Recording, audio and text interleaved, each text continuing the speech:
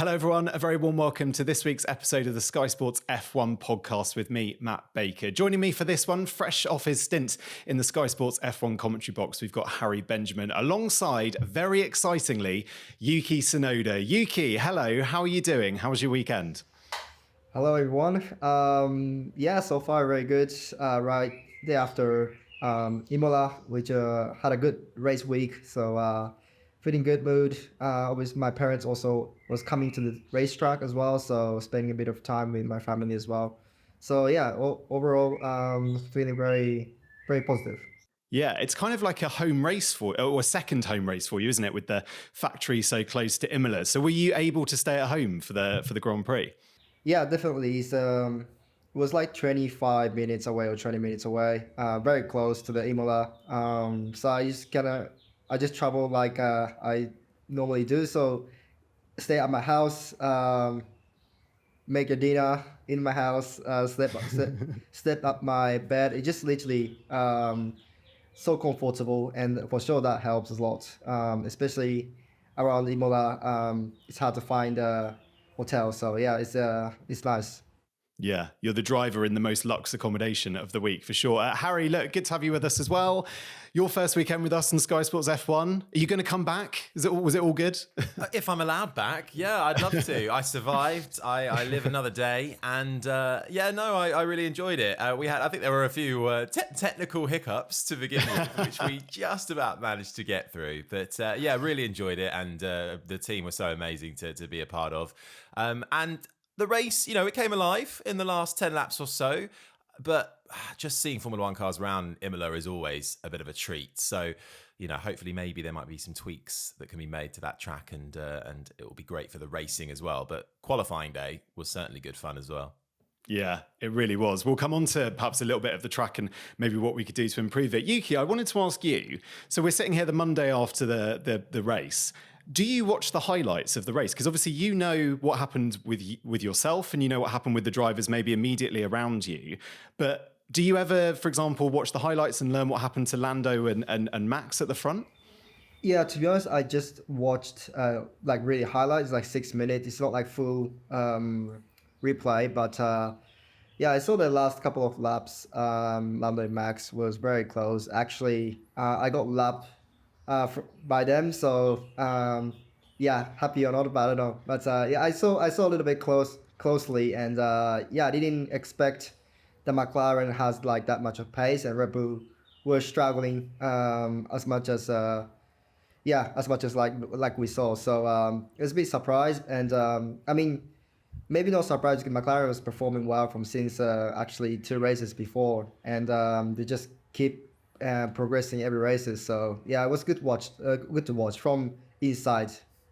Yuki, I just want to ask, how are your patience skills? Because they look like they've been improving, because you certainly had to make your way through a bit of traffic throughout the weekend, throughout the race on Sunday as well. And it's not easy to overtake around Imola. But you sort of bided your time a bit when you were stuck behind slower traffic and made a couple of great moves around the outside into Tamburello. So do you think you're being a bit more patient in the car now? Yeah, for sure. Started to learn how to use the properly with the radio button. Normally, until the last first 2 years, I was like, it's the radio button. It's for like just for swearing. But recently, figure out how to use properly for the team, giving feedback.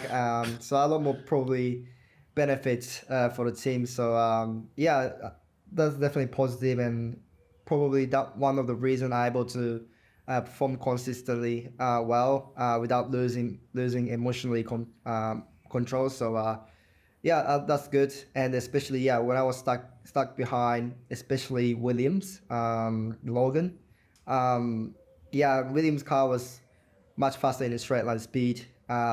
So especially Imola, there's only one DRS zone, and it wasn't easy to overtake at all. So probably like when I was 2 years ago, I was just pressing the radio and probably shout around, like I know where I can overtake, or kind of lost the control. But able to stay calm, and just keep challenging it. And there was one opportunity that there was a bit of a mistake from Logan, and I able to use the opportunity to overtake the Logan. So that was probably one of the things that I felt like, okay, this is probably benefits when I'm especially when I'm in control for that emotionally.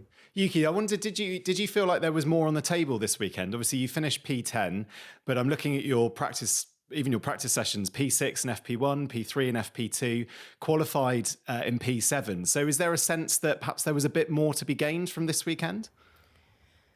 Yeah, I would say, especially qualifying, maybe if I able to put it all together, everything, every lap, every sectors, could done probably P5 maybe. It will be hard to be in P4, P3. Um, but yeah, I wasn't really happy with my lap in Q3. Both sets, two tires, didn't able to put it all together. As a driver, always, when you have a bit of when you know that there's a bit of a lap time in your lap, there's always get frustrated, especially the session after. So I was very frustrated actually. Even I got P7, which is like highest position I ever got so far in this season. But yeah, probably P5 was possible, but I'm still P7 was not still too bad.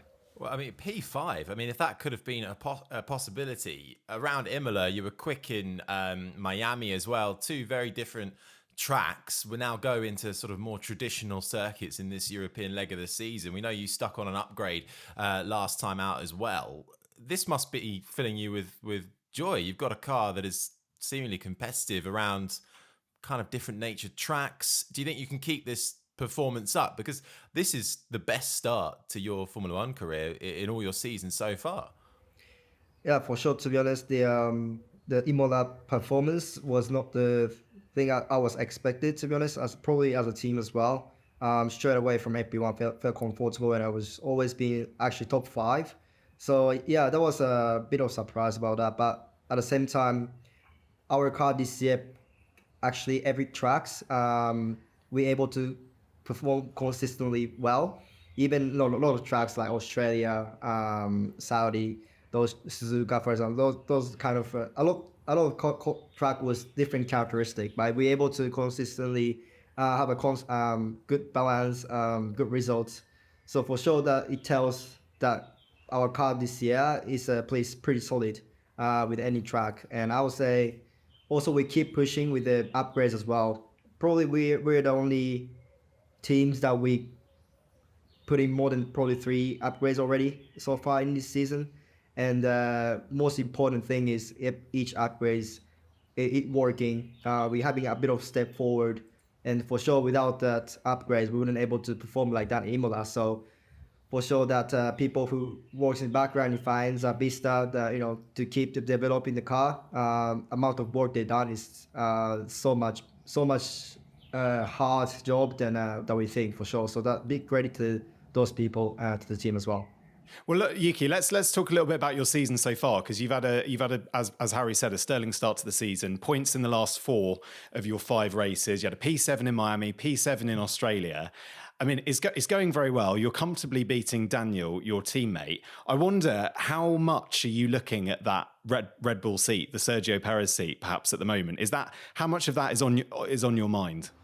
Yeah, always as driver, you wanna be in the team that actually the car is performing well, and obviously Red Bull is one of the current best car in the grid. So especially when you're in Red Bull family for such a long time, you always aim for Red Bull car.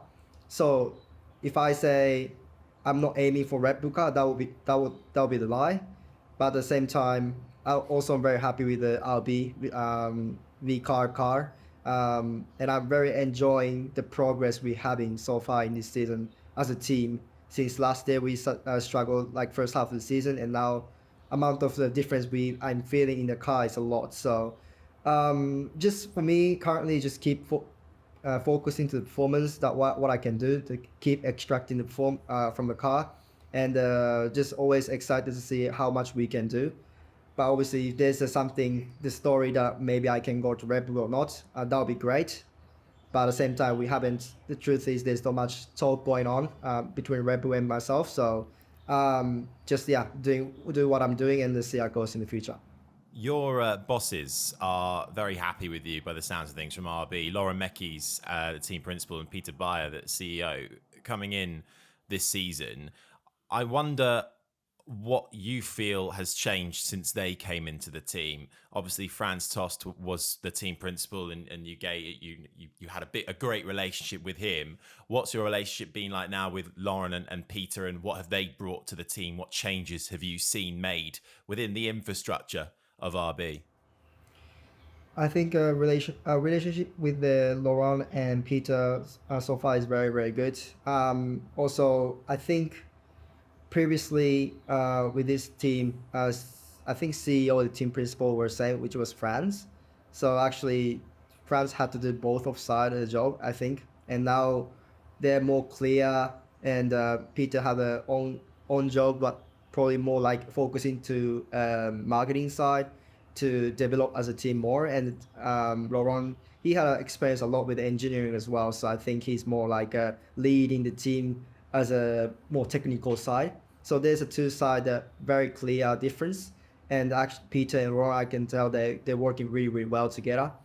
And just Laurent, I don't know, probably because of I'm being so much long in this team. And there's actually mechanics, most of engineers are the same. Just feels kind of similar. But Laurent definitely took the good thing from France for sure, and he add on top of it what he wanna do, new thing from his side, which is more aiming, I would say, professionally from also his experience from Ferrari or FIA. I think also he took the good thing that he experienced from those teams into our team. So still kind of not blended it fully, or we understood. I would say it's still in the progress to match what the Laurent wants to do properly, but actually so far this season it's going super well. So Laurent is for sure happy with current team, and just keep what he's doing, what we're doing, and just keep improving our weaknesses. Yuki, I was reading that Peter Bayer had said that you've improved physically over the winter. You were doing a lot of work with your trainer, because obviously you were with Michael Italiano last year, but you've moved obviously to a new trainer this year. Is John, I think your trainer is, isn't he? So tell me about that. How have you improved your overall fitness, and is it something you enjoy doing, or is it something you don't enjoy doing? Well, as first of all, I still don't like much gym smell. Well, I don't. I don't. Still really... the most relatable Formula One driver on the grid with that sentence. I really yeah. I mean, currently it's definitely different mindset compared to especially 2 years ago, 3 years ago. When I was a rookie. When I was a rookie, for sure, I was completely I would say different lifestyle compared to what I have in now. Now I'm more for sure focused to physical side, that I felt benefit from that once I started work on it properly since 2 years ago. And that's definitely one of the reasons I'm able to perform consistently well in the race. And actually first year in the rookie, which I was probably quite weak with the physical. I wasn't really happy with the race performance. For sure that the physical level was affecting my race distance lap time. So yeah, for sure I'm actually started recently like it training, to be honest. I can see a little bit difference in my body as well. I love Captain America Marvel, so I'm aiming for Captain America's body. Maybe not as much as that. But yeah, I mean, you don't want to be too muscly, because then you'll weigh the car down and you'll go slower. Yeah. I mean, unfortunately, I'm quite small, so even I gain a lot of muscle. I don't think I still can. Won't be overweight, I'm sure. But only thing I have to consider is I try to not develop too much weight, otherwise I won't fit in the car. But yeah, but for sure, yeah.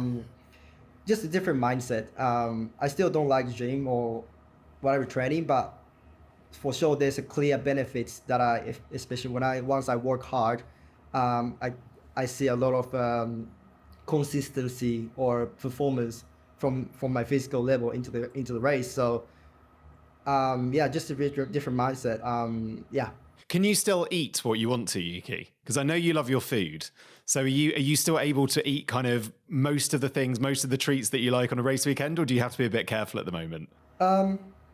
Luckily, I can eat whatever I want. For sure, not like a too much chocolate dessert or whatever. But actually, yeah, I can eat whatever. Actually, I'm cooking quite a lot in my house, so I just eat whatever I want to eat, or like mostly Japanese food. But yeah, luckily,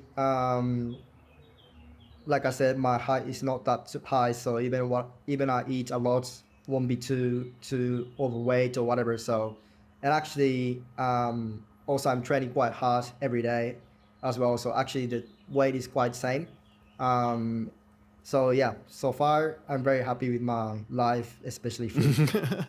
What's on the barbecue? What sort of things do you cook, Yuki? So yeah, actually I did a barbecue at my house in Imola. Wagyu beef, race week. surely. I hope it's a Wagyu beef. But actually I love Fiorentina steak as well in Italy. Um, Fiorentina from Tuscany, that steak is super super good. So my favorite is to go to butcher and just buy the Fiorentina steak that I always buy and grill on steak. I grill on it. It's super super good. Oh, look forward to our invites. How's your Italian going, Yuki?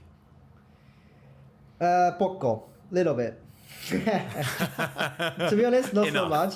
Not so much. I know obviously, I started to learn first of all bad words. Um, Of course. Yeah, but, yeah. yeah. I don't know. I lived here like more than 2 years and a half. Still, I don't have much progress in the Italian, which is a bit shame. But yeah, I'm. It's okay. I just know the basic words. Yeah. It's more than me or Matt, I think. Yeah, our Hopefully. Italian is yeah. Yuki, you've had quite a few teammates now at what was AlphaTauri and now obviously RB as well. So Pierre Gasly, Nick De Vries, Daniel Ricciardo. I'm kind of intrigued to learn what you've learned from each of those drivers. I wonder, Daniel obviously comes in with a lot of experience. There are things that you've picked up along the way from someone like Daniel? Yeah, I would say each drivers for sure they have each strength, and Daniel, what I learned from him, especially self-controlness, and that's what recently I able to gain those places. My weakness, which my self-control part, that I was struggling. Recently I able to improve well. He just very consistent with emotionally, and I respect him a lot with that, and I learned a lot of things. And yeah, just I don't know, he's super different in the car, especially. He's just more focused to what he want. He's just more focused to tell the feedback about the car, more the tires.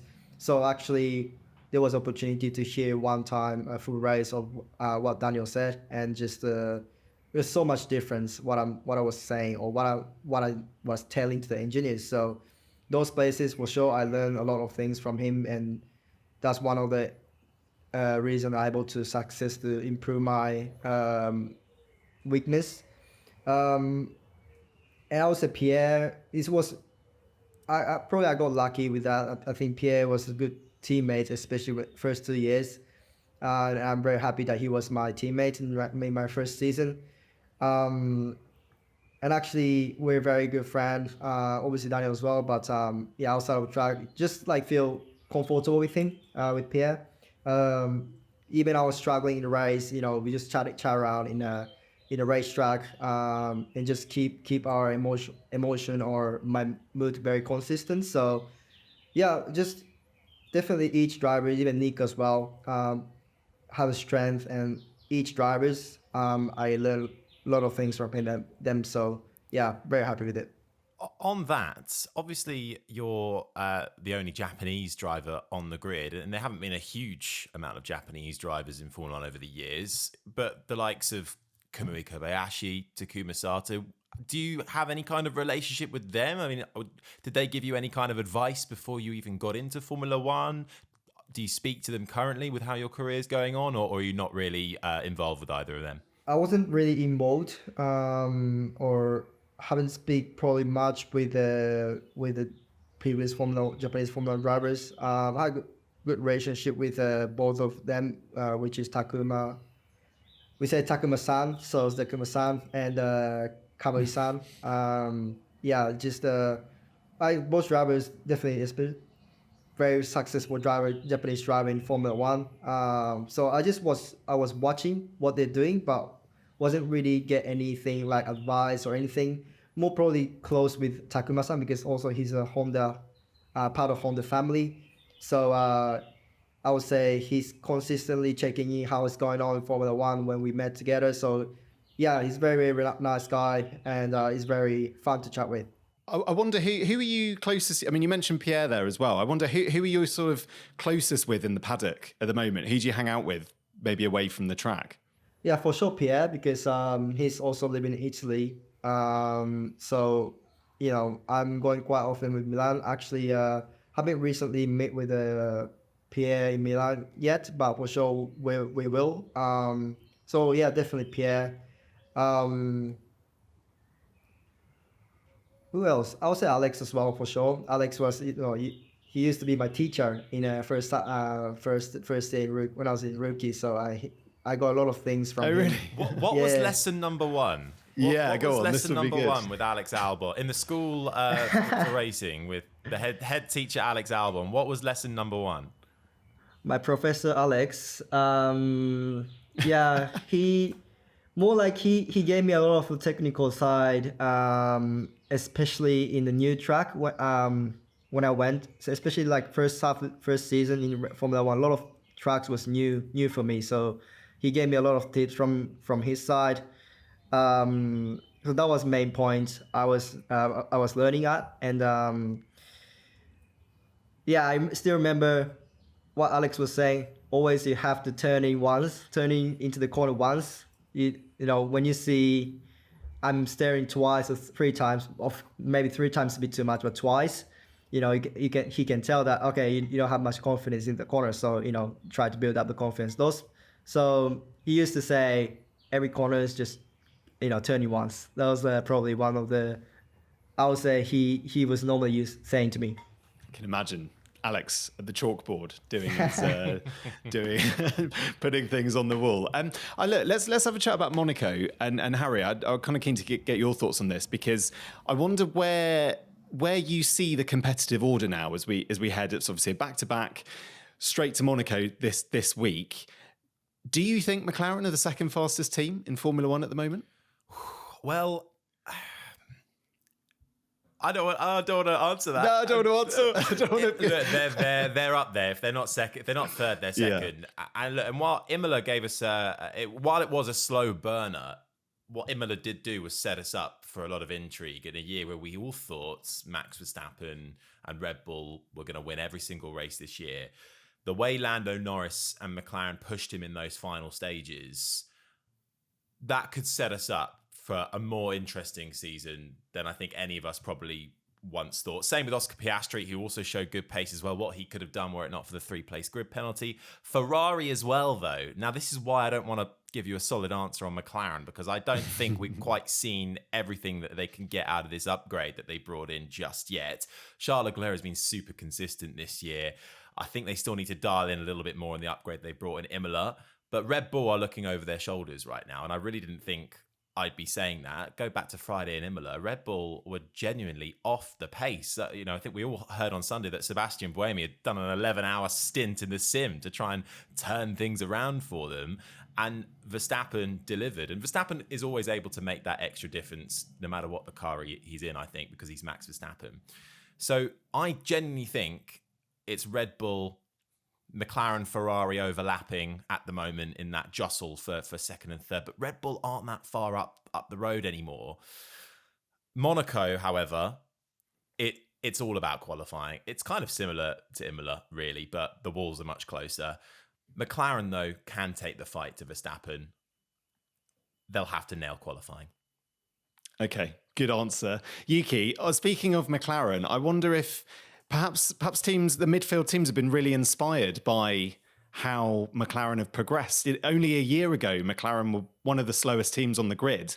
And now we get into the middle or the middle part of the season of this year, and they're one of the fastest teams in the grid. Are you looking at the progress and the arc of improvement that they've made and going, wow, that's possible within the space of a year? Yeah, that was the definitely impressive things, and probably for sure one of the things they gave us also motivation to, there's a lot more things to come, and for sure there's possible that we can one day, if we keep developing well, one day maybe we can be in top 3 teams. But McLaren is definitely one of the teams that impressed most, and for sure one of the teams that they're currently fighting for championship. So actually McLaren was fighting with us last year, first half of the season. So like you said, amount of progress they made was huge. So, and actually our team VCAR just I think we're on the way slowly, but actually started to be in the top 6 teams right now. So we're the only teams that we able to score points, more than 15 points and 20 points, and actually there's only 10 points, 12 points difference, I guess, maybe 20 points between Aston Martin. So maybe one day what we're aiming now is to beat Aston Martin for now. Slight tangent, just quickly, Yuki. There's a lot of discussion in the last couple of weeks about points being awarded further down past the top 10 to maybe the top 12. Where do you sit on that? To be honest, I don't really mind because so far I'm pretty happy with the current rule because I'm able to score points most of the races, being top 10. So, even so, especially now with current shape, even we get top P10 or P9, it's still kind of win for us.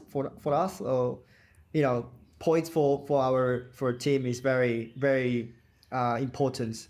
And if we put it down to P12 with the point, even you get a score points, P12, it's like, I don't know, we can get similar happiness as much as we were getting like previous races. So, but at the same time, for sure, every teams deserve that points for sure. Like an amount of teams they're pushing hard every races is a lot, and even us sometimes it's hard to be in the points, but amount of pushing we doing over the season, it's not make sense that if we didn't get points. So I don't mind, to be honest. Most of the teams agree, I guess, with P12 with the points. So even the points rule goes P12, I'm okay. Just to bring it back to Monaco, so I know I went off on a tangent there, apologies.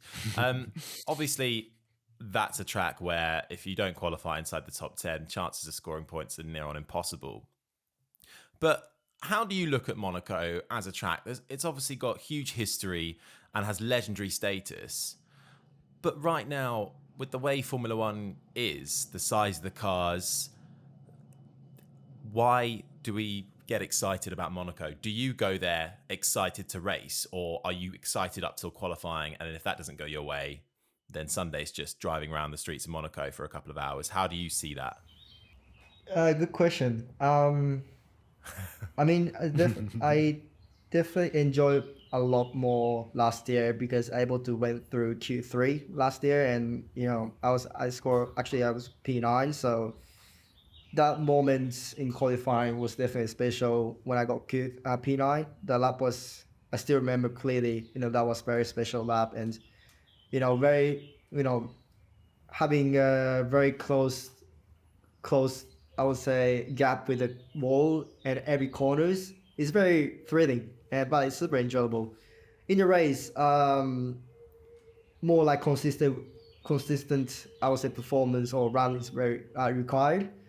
And last day was very difficult actually. I still remember that when rain started to drop, but it was like kind of dry and dry tires. You don't want to probably put in the intermediate. There was not the condition, was not too much wet. So, and actually I dropped from P9 to suddenly P15, for example. So for sure condition will make the race excitement, and a lot of people like the race, but if it's too dry, it's hard to overtake, to be honest. So probably as a spectators or people who watching maybe might feel less excitement compared to where the track you can overtake a lot. But as a driver, from my perspective, still is very special. Even you drive around in Monaco in a race, you still have to manage a tire.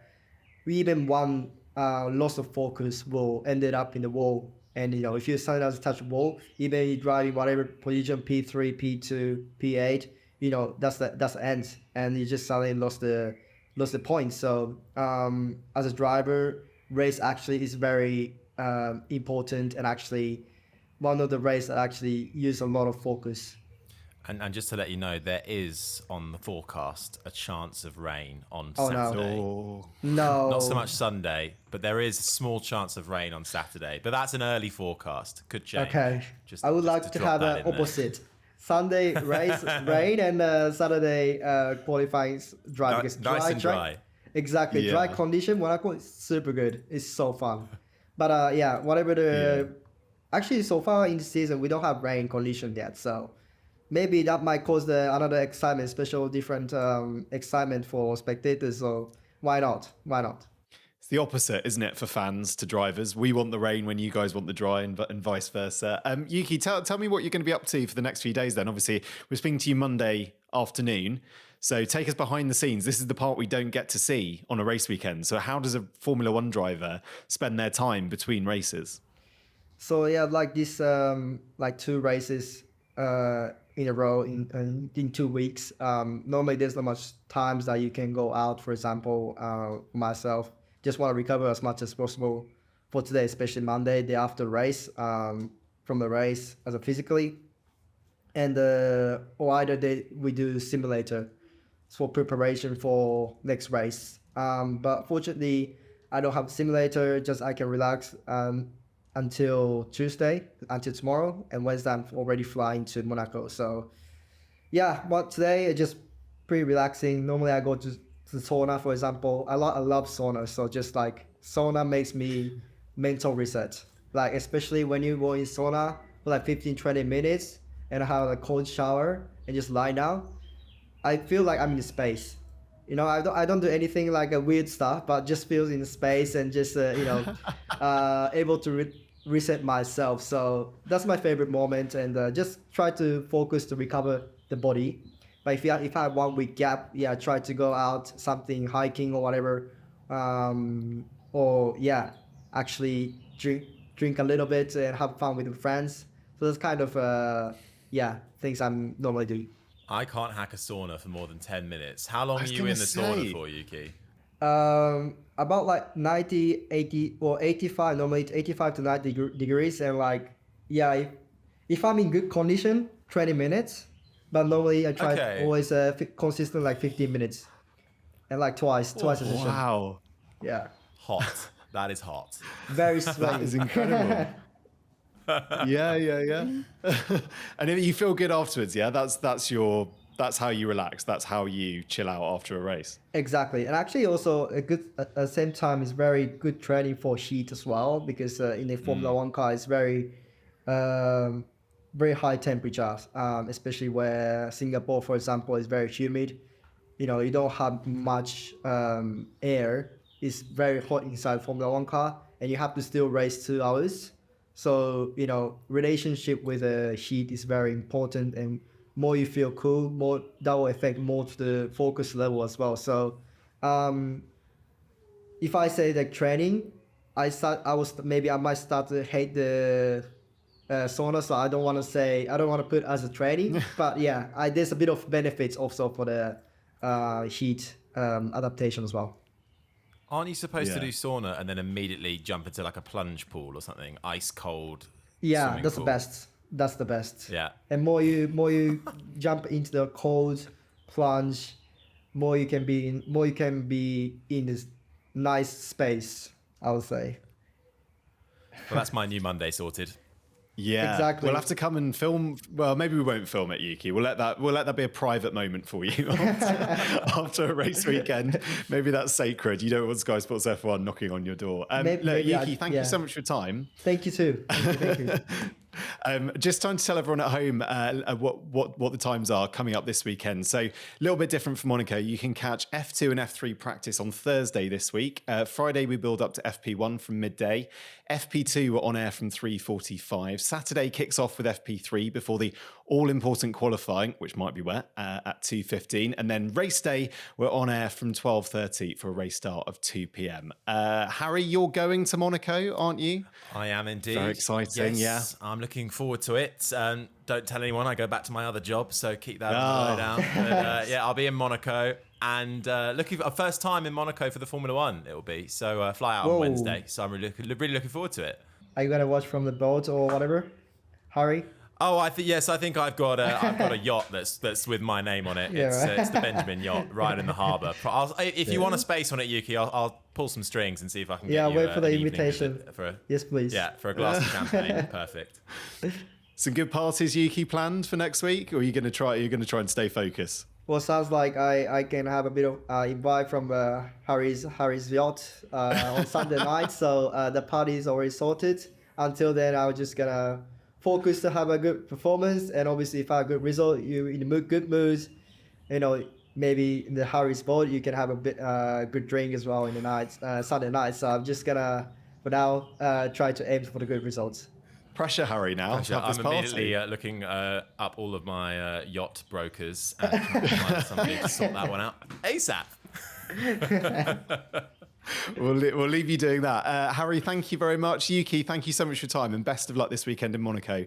I hope you go well, and thank you very much for joining us. Thanks, We're going to be Matt. back next Tuesday to look back at the Monaco Grand Prix. Hope you can join us then. Bye for now.